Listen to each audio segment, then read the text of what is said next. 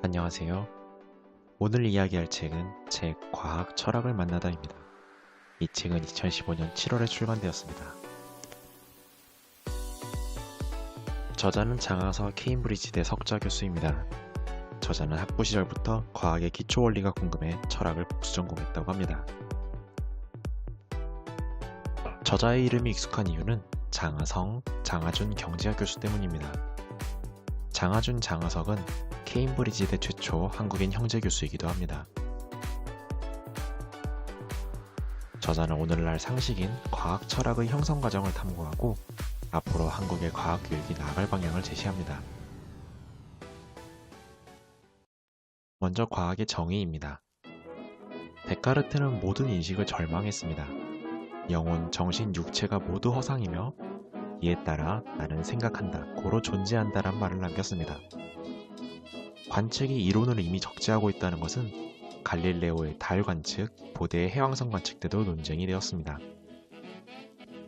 칸트는 이러한 무한한 이심을 비판했습니다.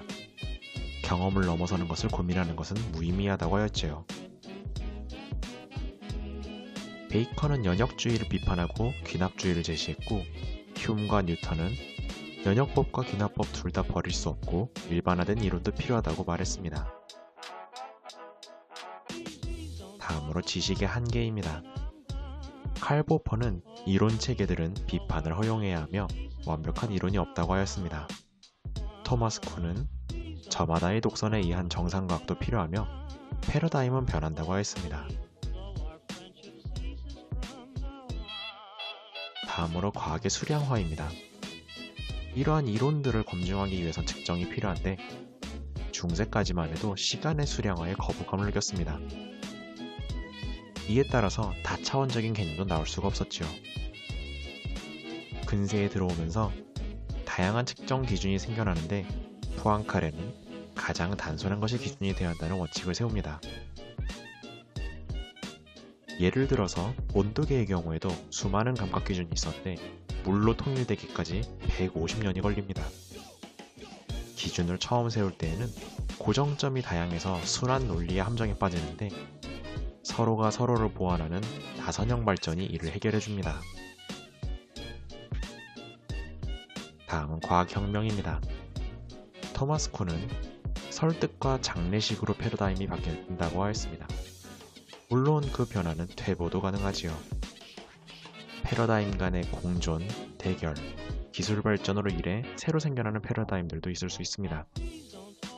하나의 현상을 여러 방법으로 설명할 수 있을 때 이를 공약 불가능성이라고 합니다. 다음으로 과학적 진리입니다.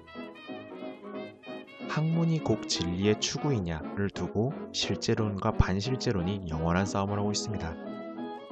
오늘날에는 실제를 다만 우리는 최대한 배우려 할 뿐이라는 능동적 실제주의가 주류를 차지하고 있습니다.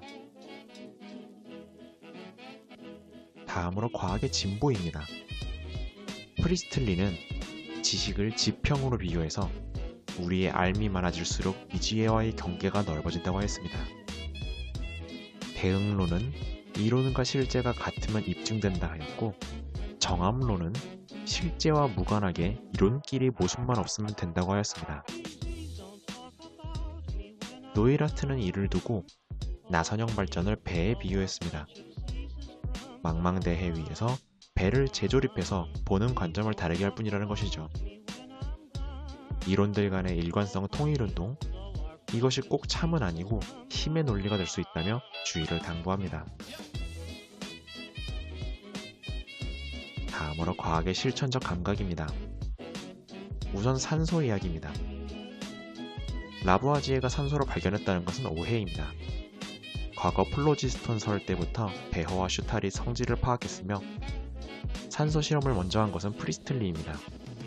라부아지에는 산화할 때 질량이 증가하고 물이 발생하는 것을 실험적으로 밝혀낸 것에 의의가 있습니다. 라부아지에도 많은 한계점이 있었습니다. 프리스틀리의 실험을 단독 발표한 밉상짓을 하였고 열과 빛을 원소로 생각했으며 산성에 대한 이해도 부족했습니다. 또 다른 패러다임의 공존 사례는 화학식이 있습니다. 현재는 상식이 된 분자식 H2O를 합의하기까지 50년이 걸렸는데 이는 관측이 불가능하기 때문입니다. 돌턴은 질량 비율로 HO라 하였고 아보가드로는 부피에 따라 H2O라 하였으며 호프만은 이 원자가를 도입하였습니다. 이처럼 다양한 학문, 다양한 방법이 고루 공존하면서 분리 발전될 수 있습니다. 다음으로 학계 밖에서의 과학 연구에 대한 이야기들입니다. 먼저 우리는 끓는 점을 100도라고 언뜻 외우고만 있지만 실제로 끓는 점은 연속적입니다. 조지 아담스의 최초의 온도계도 보글보글 끓음, 팔팔 끓음으로 온도를 표기했습니다. 물의 끓는 온도는 담긴 그릇, 그리고 다공물질의 여부에 따라도 다르며 들룩의 경우 용의 공기를 없애고 물을 끓여보자 전자레인지에서 물을 끓이듯이 한참을 과열된 뒤에 퍽퍽 하고 터져나간 현상을 발생합니다. 저자는 일상에서 접하는 물 끓이기도 이처럼 암기가 아니라 실제로는 다양하듯 전문가에게 판단을 위임하지 말고 분야 전문가를 고르는 것은 비전문가의 영역이라고 합니다. 다음으로 전기화학 이야기입니다. 전기화학 분야는 학술지를 일반인이 만들고 일반인이 실험하면서 발전해온 학문입니다. 볼타의 전지, 니콜슨의 물 전기분해, 몰라스탄의 화학설 등 말이죠.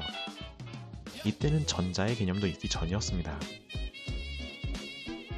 저자는 과학이 당시의 왕립학회, 오늘날의 학계처럼 권위적인 것만은 아니라고 합니다. 일반 대중이 다음과 같이 연구를 하고 과거에 있던 실험을 재현하는 것도 현대 과학을 보완해준다고 합니다. 다음으로 창의교육입니다. 과학의 교육관에 있어서도 칼 포퍼와 토마스 쿤은 대립합니다. 칼 포퍼는 무작위한 이론의 발생에 검증, 관측, 언어적 표현이 솜씨와 같은 것이라고 합니다.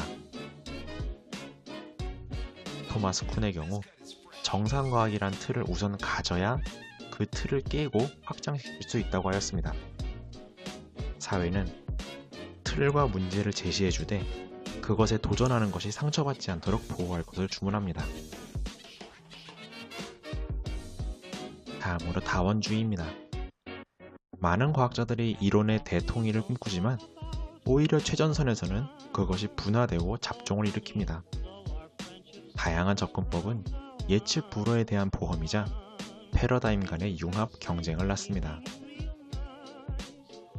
다만 저자는 이것이 가치 판단을 포기하는 상대주의가 되어서는 안 된다고 당부합니다. 길이 다양한 것은 낭비가 아닙니다. 오히려 한 방향만 쫓는 것은 과잉 경쟁을 낳고 많은 패배자를 만듭니다. 요약 페이지입니다. 오늘날 상식인 과학 철학의 형성 과정을 탐구하고 앞으로 한국 과학 학계 교육이 나아갈 방향을 저자는 제시했습니다. 하나의 현상을 설명하는 패러다임은 공존, 경쟁, 융합, 분화, 퇴보, 진보하면서 발전합니다. 저자는 전문가를 맹신하지 말고 도전을 보호하되 상대주의에 빠지진 말자고 당부합니다. 이상 책 요약을 마치겠습니다. 감사합니다.